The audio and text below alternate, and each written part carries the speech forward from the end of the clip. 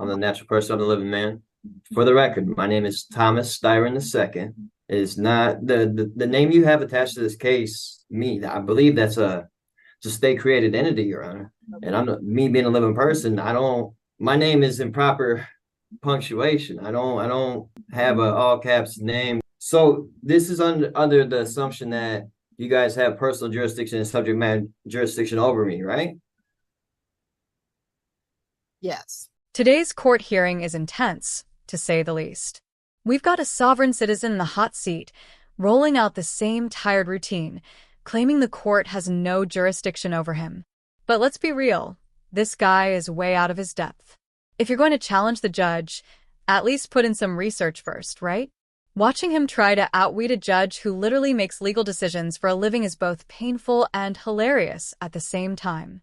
It's like watching someone who can barely swim try to teach a lifeguard how to dive.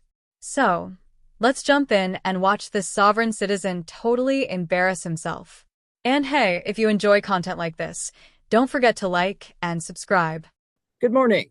14B District Court is now in session. This is Magistrate Hillary Braley presiding.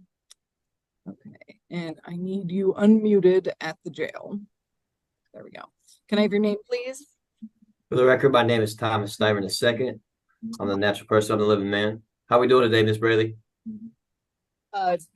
We are upright, if nothing else.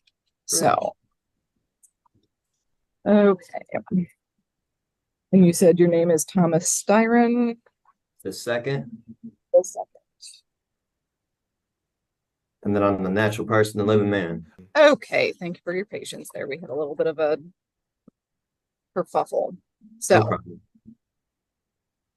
recalling case number 19S00472, that is the state of Michigan versus Thomas Ulrich Styron, the second, you said, and also calling 24W001025, that is the township of Ypsilanti, also versus Thomas Ulrich Styron. So state your name for the record. So, for the record, my name is Thomas Styron II. It is not the name you have attached to this case is not me. I believe that's it's a state created entity, Your Honor. And I'm not, me being a living person. I don't. Yeah, I don't. My name is in proper punctuation. I don't have a all caps name nor. Okay, I'm going to cut you off right there. You've got to wonder what this guy was thinking walking into court with that sovereign citizen playbook in hand. If you're going to challenge legal authority, the least you can do is understand what you're saying. But nope, here he is confidently rambling about jurisdiction and tossing around bizarre punctuation arguments like they're legal gold. It honestly makes you question if he's ever cracked open a law book. You can't just invent rules to support your case and expect a judge to roll with it. The judge, by the way, was clearly unimpressed. You could catch a smirk when he started tripping over his own words. Her reaction says it all. And just wait until you hear what she drops at the end. This one is pure courtroom comedy. Okay. I don't have no sorry. I don't have no contracts with the state of Michigan at all, period. And so I was wondering about personal jurisdiction, subject matter jurisdiction in regards to this. Okay. And you can continue to wonder about those at the moment. What I am doing, you have a show cause hearing on the matter ending in 472, which is the retail fraud charge. I'm showing a balance of $210 on that. And then what you're being arraigned on, that is what I am here to explain the charge against you, is a citation issued on April 2nd, 2024 at 9:24 in the evening that charges that you operated a motor vehicle on North Ford Boulevard at or near Russell Street with no license on your person. Do you comprehend the charge against you? I do not. I don't even own a license. I canceled my license years ago. Okay. So what you are being charged with is operating a motor vehicle without having a license on your person. So I'm not asking if you agree with this. I'm not asking if you have a license. I'm asking if you understand the words coming out of my mouth as far as what this charge is. The charge is accused me of having a not license. having a driver's license on my person, correct? Correct. Well, from my understanding, I need a driver's license if I'm in commerce. I was traveling home. Okay. I wasn't doing business at all. And also from my understanding, I don't need a license to do that. And your overstanding is incorrect, sir. But we are not going to get into that. Did this guy just unintentionally confess in open court? The charge on the table was driving without a license, and instead of staying quiet, he starts volunteering more information, like the fact he hasn't had a license in 2 years. Then, to top it off, he insists he wasn't driving, he was traveling. At that point, he's practically building the prosecution's case for them. Here's the thing, if you're in court for driving without a license, maybe don't claim you weren't driving at all. It only raises more eyebrows and makes things worse. It's just common sense. But with these so-called sovereign citizens, logic often takes a back seat. And really, how much does a driver's license even cost? It's not outrageous. Following basic rules and cooperating with societal systems could spare people so much stress, court drama, and jail time. To be fair, this guy is being polite. Credit where it's due. But let's just say, legal strategy isn't exactly his strong suit. What do you think so far? He's definitely calmer than some, but let's dive back in and see how this plays out. For now, you are saying that you have understood the words as far as not having a license on your person.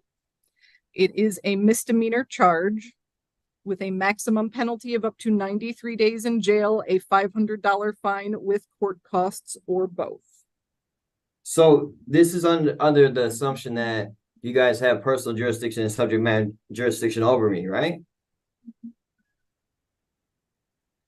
Yes. So at this time, the court is going to set a pre-trial date for you. That will be before Judge Washington. ma'am, can we prove the jurisdiction first before we go ahead with setting a trial for that entity or a pre-trial for that entity? I hear you. And at this point, you are appearing in front of the court. You have put your name on the record. And yes, we are setting a pre-trial date for you. I did put my name on the record, and my name that I put on the record is not the same name that you have attached to that case. And you can provide documentation of such at your pre-trial date, which is going to be June 26th. So the documentation that I have published, recorded in with, excuse me, sorry. The documentation I have published and recorded on the record, on the state of Michigan record, that says what I just told you, that I'm not who you have, that I'm not the name you have attached to that case, that's, I need to bring that with me, is what you're saying? It being already recorded and on the state of Michigan records, is that good enough? Whatever documentation you have, Mm-hmm. bring it with you to your pre-trial date. That is what I am telling you, yes. So, and again, that court date, June 26th? Okay, will be June 26th at 9 a.m. before Judge Washington. The court will enter a, that you are standing mute to all charges at this time. So we're just assuming jurisdiction though, correct? Yes. From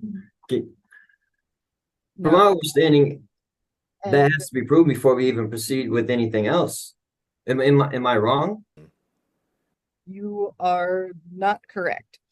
The court will also set a personal recognizance bond in this matter. Basically, you are promising to show up for that June 24th court date at 9 a.m. over Zoom, before Judge Washington, where you will have your pretrial. Okay, so at this point, your hearings are concluded. You are free to stand up and tell the jail that you are finished. So I need to be there under threat, duress, coercion of going to jail? I've got to say, I really appreciated how the judge handled this sovereign citizen situation. While she gave him a little too much room to talk at times, she still kept the courtroom firmly under control. She wasn't buying into his antics and knew exactly when to cut him off. She even threw in a few clever responses that subtly showed she wasn't there to be played. Honestly, we need more judges like her, calm, assertive, and not even slightly intimidated. That kind of confidence is exactly what's needed when someone comes in tossing around legal buzzwords they clearly don't understand. Now, switching gears for a second, what's your take on Zoom court hearings? Personally, I find them kind of absurd, especially when sovereign citizens try to argue their cases virtually. It's hard to take the proceedings seriously when the format itself feels chaotic. People often talk over the judge, things spiral quickly, and the sense of courtroom authority just doesn't translate well online. It lacks the formality and structure of an in-person hearing, which can make things feel more like a circus than a legal proceeding. Anyway, that's where I'll wrap it up for today. Thanks so much for watching. If you enjoyed this breakdown, don't forget to like and subscribe, and let me know in the comments what you thought about this hearing. Take care, and I'll catch you in the next one.